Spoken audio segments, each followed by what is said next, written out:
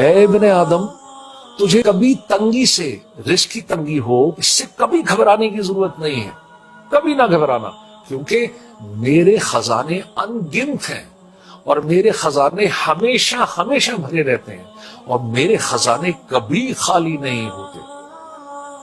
تو اے ابن آدم کبھی اس تنگی سے نہ ڈرنا۔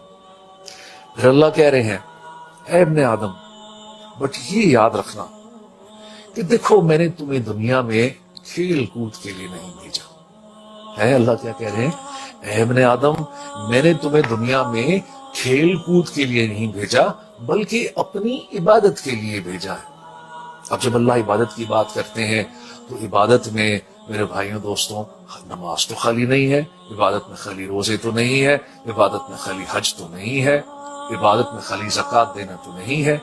عبادت کا ایک بہت بڑا حصہ جو ہے وہ حقوق العباد کا حصہ ہے، ہمارے معاملات کا حصہ ہے، ہمارے اخلاقیات کا حصہ ہے، ہمارے جو ریلیشن شپ ہے ہمارے آس پاس کے لوگوں سے ایک بہت بڑا حصہ عبادات میں اس کا آتا ہے۔ تو اللہ کیا کہہ رہے ہیں؟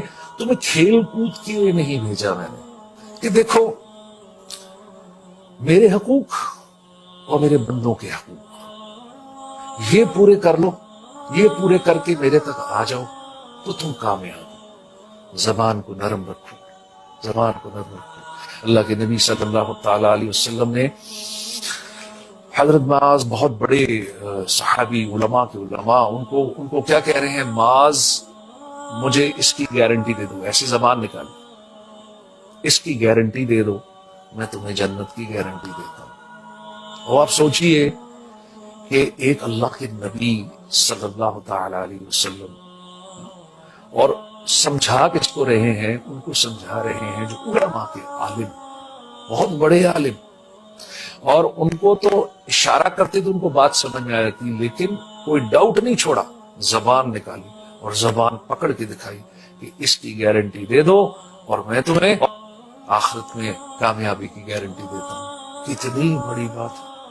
اب اس کا مطلب کیا ہوا میرے بھائیوں، میرے بہنوں، میرے دوستوں، تمام سننے والوں؟ اس کا مطلب یہ ہوا کہ اس زبان سے صرف خیر نکلنی چاہیے۔